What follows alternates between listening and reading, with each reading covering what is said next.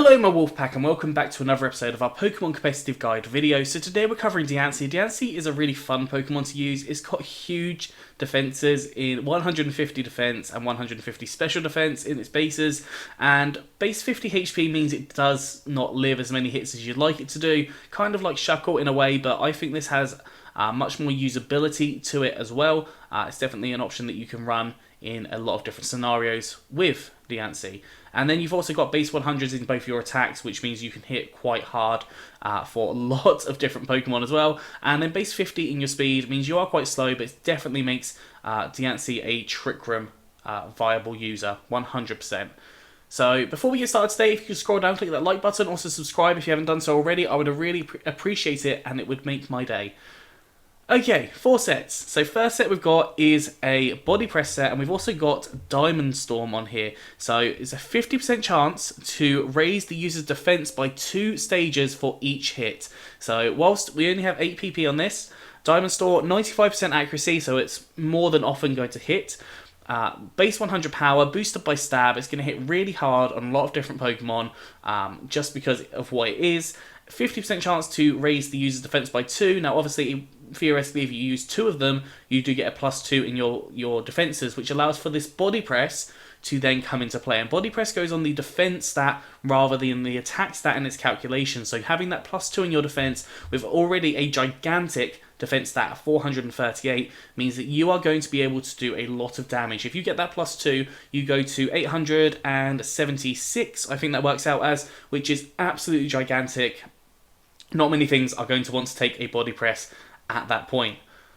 You've then got Play Rough, which is a powerful physical fairy type attack, boosted by stab again. It hits really hard. Obviously with your base 100 attack stat, that can really be helpful as well. And finally I put Stealth Rocks on here just in case you would need to set up the rocks for any reason. I think Diancie is a really good Stealth Rock setter, in my opinion. I think it works really nicely.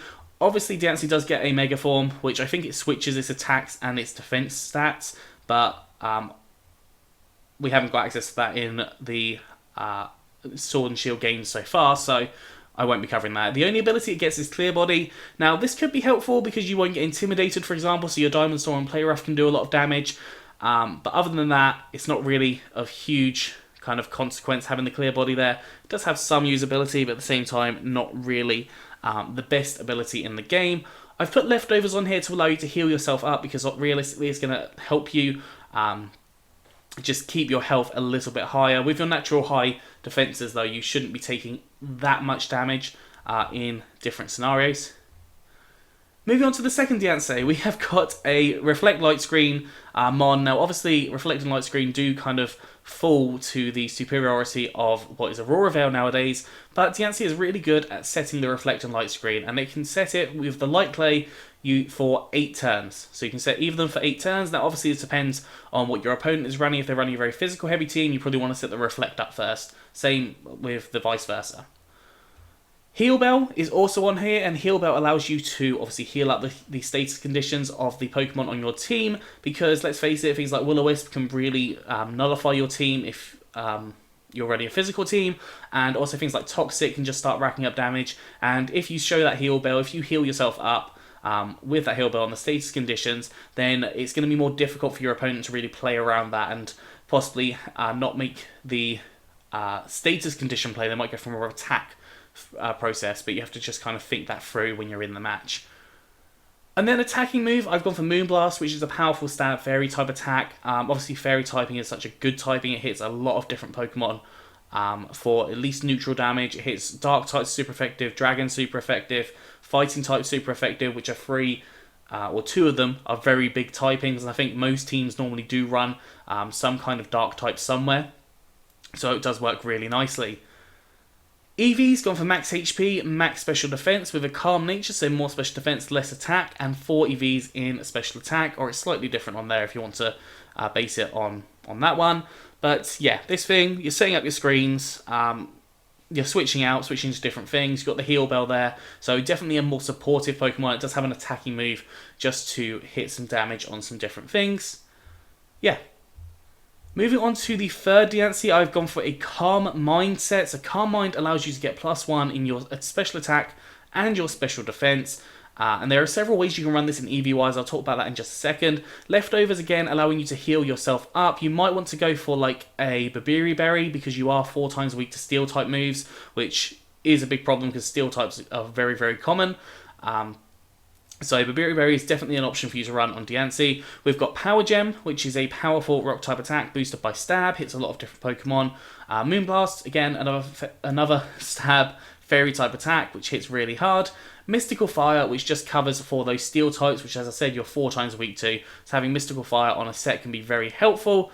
Yeah, so Calm Mind, ideally you set up your special attack to +1, maybe +2 if you get the opportunity to, and then you just pick the right moves for the scenario. If you're predicting a steel type to come in, you could just click Mystical Fire. EVs, as I said, there are a couple of ways of running this. You can run this as max HP, max special attack with a modest nature, so more special attack, less attack, and 4 EVs in special defense. This allows for you to do a lot of damage to different things, especially when you get to your +1. But you can also run this as a more defensive variant, so you can go max HP, max defense with a bold nature, so more defense, less attack. That would allow for you to be living as much as possible on your defensive front, and whilst setting up on your specially defensive front. Now, having a Will-O-Wisp user could definitely help in that scenario, with Diancie taking as minimal damage as possible on the defensive side. You could also run max HP, max special defense, as the same EVs were in the previous set, so I won't go over that one again.